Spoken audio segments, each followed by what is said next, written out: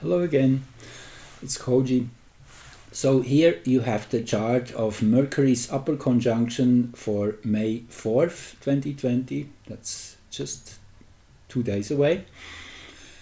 When the Sun and Mercury will be in perfect alignment as seen from Earth over here, and you can think of Mercury being exactly behind the Sun. That's why it's called the upper conjunction. Mercury and the Sun have a 4-month cycle together with Earth. It's a mutual dance of the three bodies.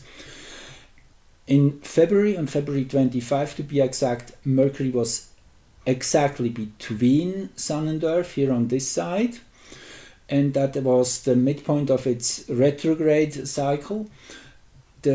Starting a new synodic Mercury cycle. That is the moment when Sun and Mercury were exactly aligned with Earth, and now we are halfway through this cycle. The Mercury is now behind the Sun. It's kind of, if you look at this as a wave, this is the valley of the wave in February 25, and now we have reached the peak, the crest, the top of the wave. So the Mercury cycle, Mercury, Sun, Earth, the synodic cycle is very meaningful. And let's just go back here to the right, that's the one for Washington DC, and let's just stay with this for a moment. That was Mercury 25. So this was, I wrote about that, this was a very, very powerful beginning of a new cycle, and it had a really dark signature. We could expect some really difficult things to unfold and unravel over this 4-month period, taking us into the end of June pretty much.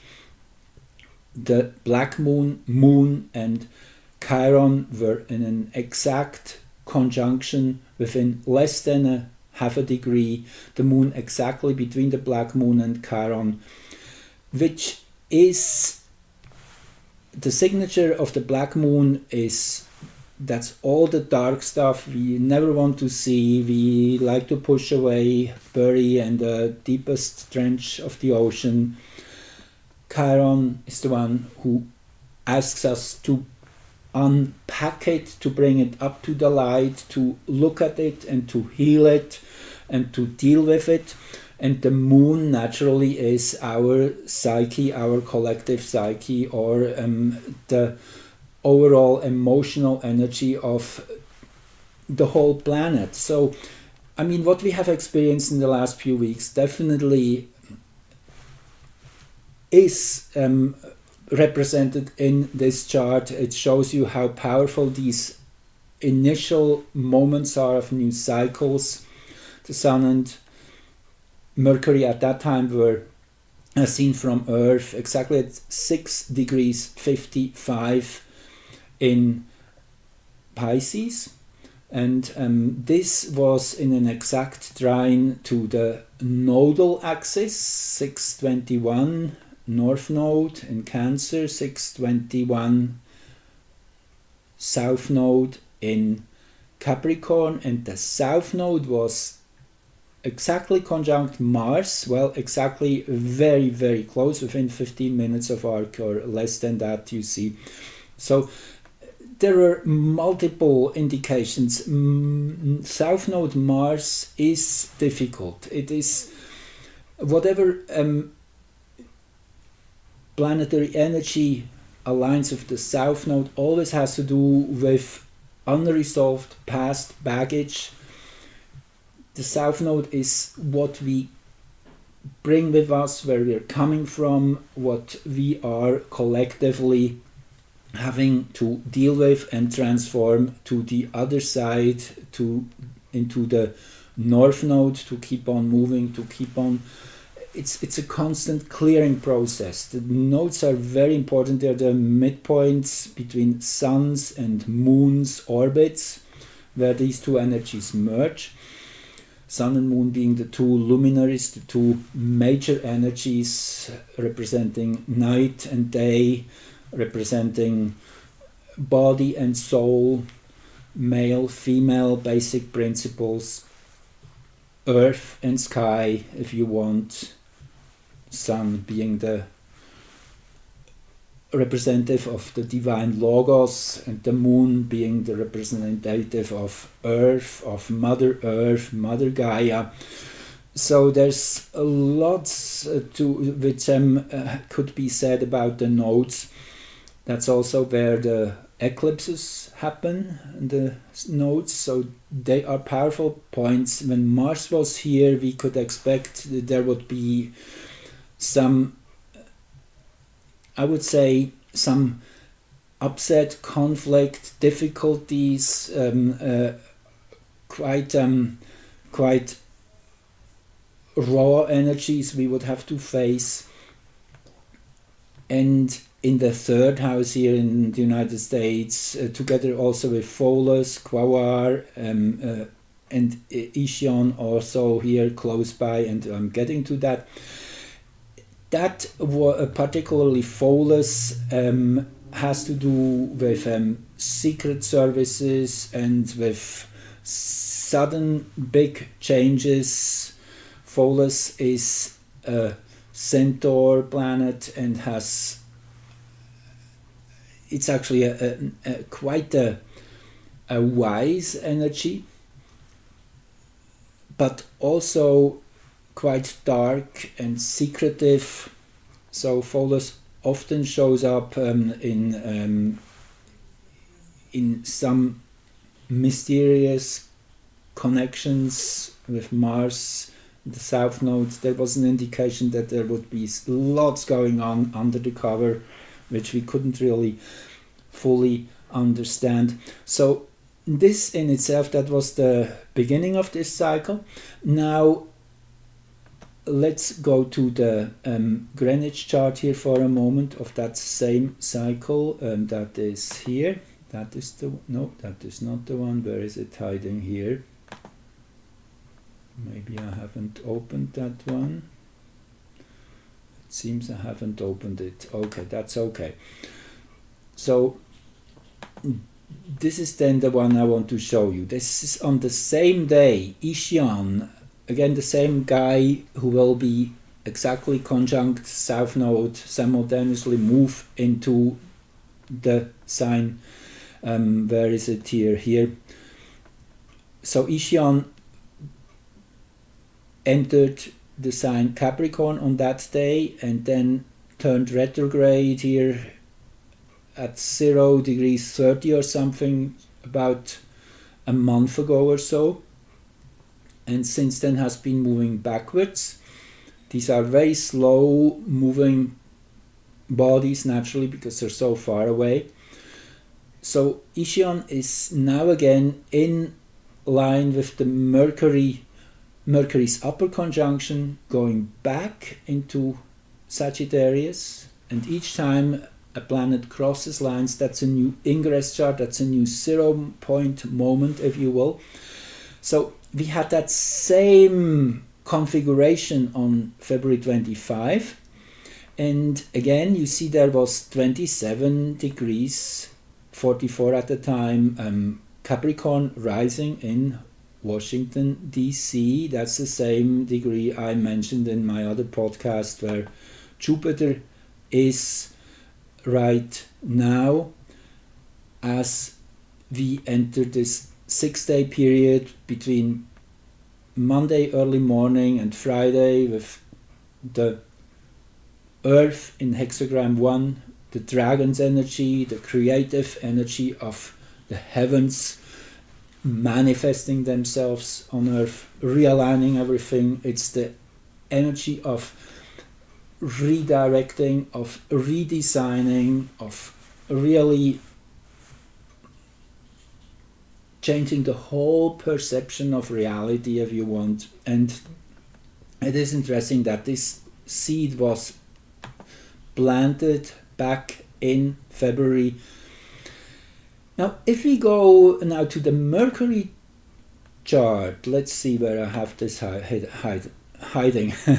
Okay, I'm getting really excited here because it's such crazy times we're in, and so much is happening, and I can see it all there in astrology, and I would like to share it with you. So anyway, that is now the Mercury upper conjunction of May 4, and this chart is now drawn for Greenwich, I should say.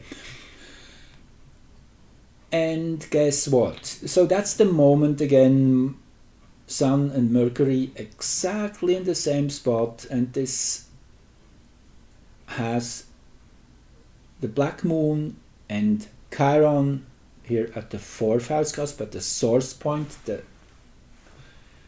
global root point of this cycle's high point, if you want. So we were building up for 2 months towards that moment, the wave slowly building up since February 25. And now, as we reach at that point, look what the moon is exactly dead on in the zenith in Greenwich, and exactly between Chiron and the dark moon. Now, let's just go back quickly to that other chart of February 25, and here you see we had again black moon, moon, Chiron. That was in the 3rd degree, 4th degree of Aries, and now we are in early May, and here we have, no, that's the wrong one, this is the one, too many charts here. Okay, here we go. Again, Chiron, black moon, and moon in one line. And again, want to remind you that's pretty much within 24 hours, the moon's south node and IXION are changing signs in sync, in perfect sync. Think again, I said February 25, IXION was tipping into Capricorn for the first time, and actually this Plutino will hover over this 0 line for 5 times between February 2020 and November 2021. Furthermore, in the American chart, in the natal chart, IXION is also in this location at 1 degree 08. So since the American Nations Foundation, IXION has made one full rotation here and it's just about to come back. There will be an IXION return again about 5 times, hovering forth and back because of Earth's own motion. That is what it appears to be. So this is already we're in that phase of IXION return. Now IXION is prominently placed in the American charts as such, as its conjunct equatorial point, which is the American nation's global ascendant. It's the ascendant on the equator of that meridian what Philadelphia lies on, and that's where the American nation was founded, in Philadelphia, Pennsylvania. So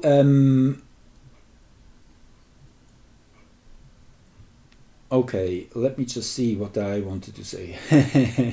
Just lost my thread for a sec. Give me a minute. Okay, so yes, IXION we were talking about. And there's also Okiroi here. Okiroi, another centaur planet. Whenever Okiroi is part of the picture, Okiroi is making things faster, stronger, increasing whatever energy it is linked up to. So that's why even more so this IXION is very important for the American nation. So it is something in their DNA which has allowed for this force to express itself in such dark ways. And it's just about time to get that resolved and to get that transformed into a higher frequency. in a much higher frequency, in a more enlightened place. IXION is a very passionate energy, and once it's brought into the light, this energy can be extremely creative and helpful in moving this nation further and bring all the good things about which are waiting for us, all the wonderful things which were prevented from us for so long. So let's just go back here to the one chart I was focusing on here for, right, that's the one. So here you have again the upper conjunction of Mercury, and now let me show you something else. Now I show you, this is, well, let's keep that for another one. I keep it short, and thanks for joining and listening again, and just watch my next episode in a second. I will get there. Okay, bye bye.